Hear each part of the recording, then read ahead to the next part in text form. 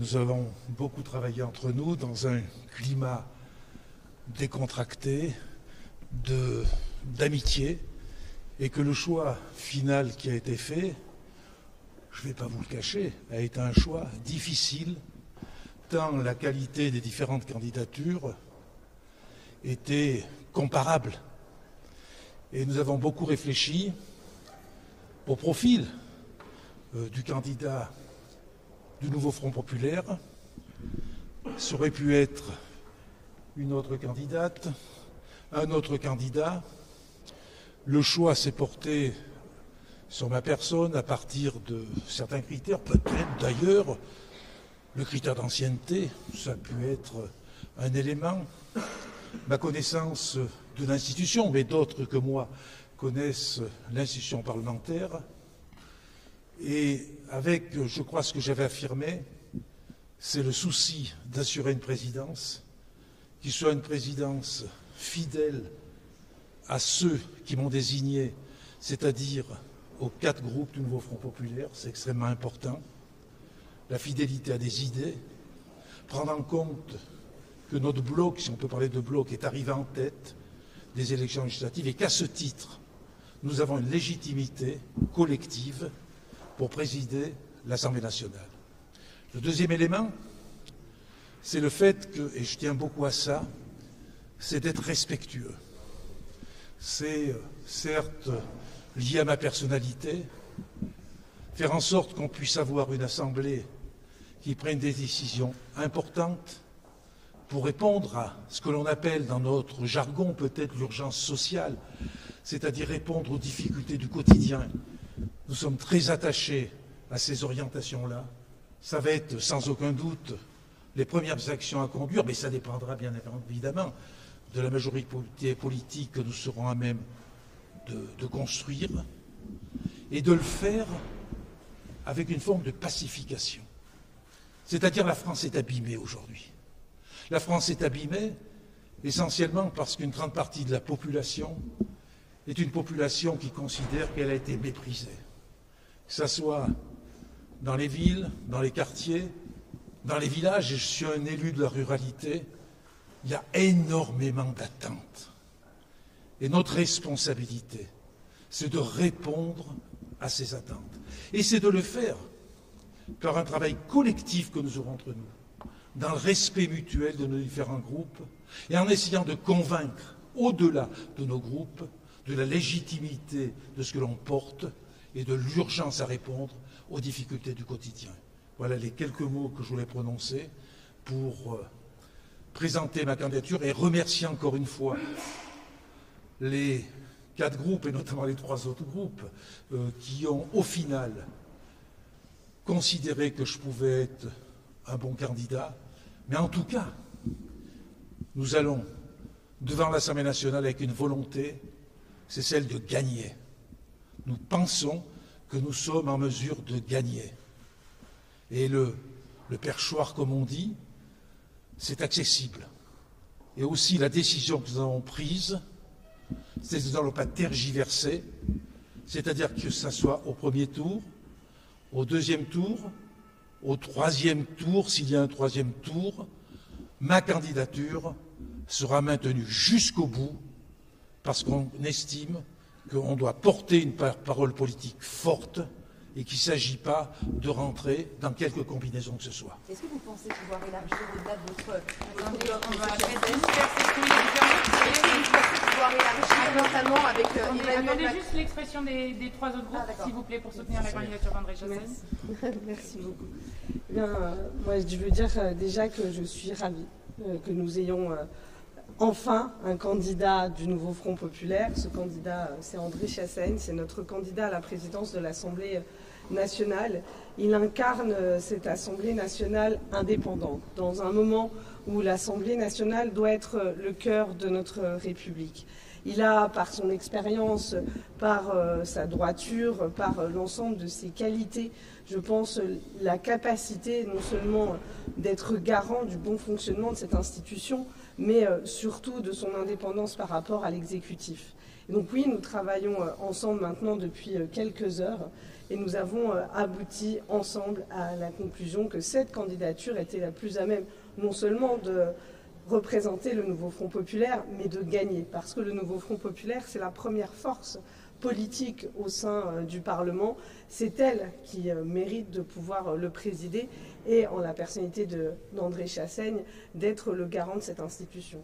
Mais je voudrais aussi dire, André Chassaigne, on a parlé de la qualité des candidatures. Moi, je voudrais saluer Éric Coquerel, président de la Commission des Finances, dont on a vu la qualité du travail, qui avait déjà confirmer la capacité à travailler avec les autres. Mathilde Panot, présidente du groupe La France Insoumise, qui est le plus gros groupe de notre coalition. Boris Vallaud, président du groupe socialiste. C'était des candidatures d'une immense qualité. Et Cyrielle Châtelain. Et la mienne, tout à fait.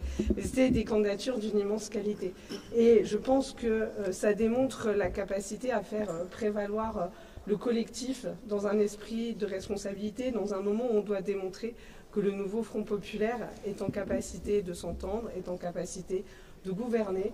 C'est la démonstration que nous ferons demain avec le premier tour. Et oui, effectivement, en allant chercher au-delà une assise au sein de l'Assemblée nationale, parce que quand le peuple vote, le peuple a raison, et que la présidence de la nouvelle Assemblée doit refléter le vote des Français et des Françaises. Et ce vote, c'est celui d'une demande de changement. Peut-être avec un mot.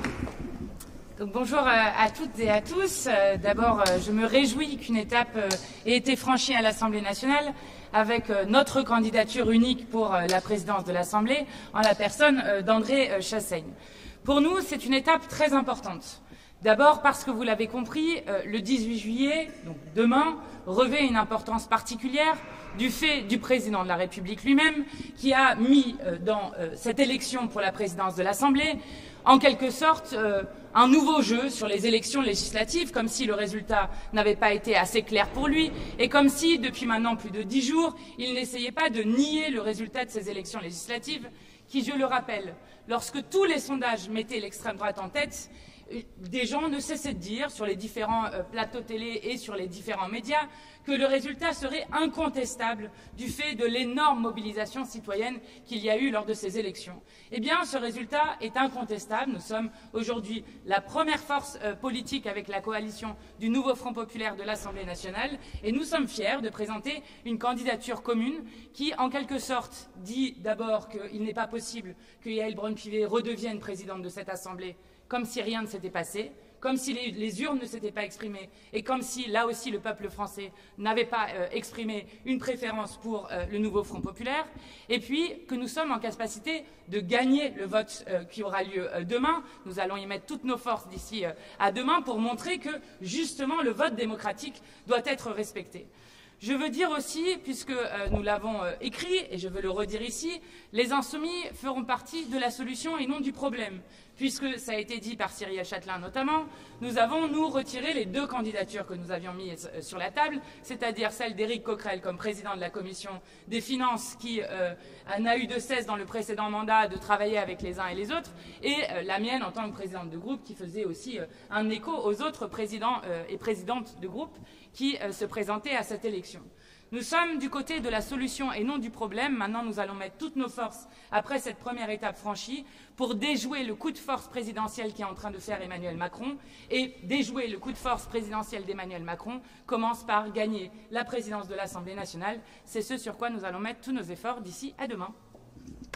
Un mot peut-être, même si beaucoup a déjà été dit.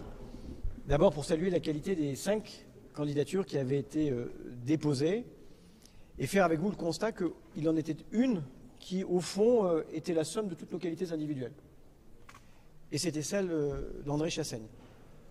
On a travaillé dans un état d'esprit constructif, respectueux, d'écoute. On a échangé argument contre argument. On a douté.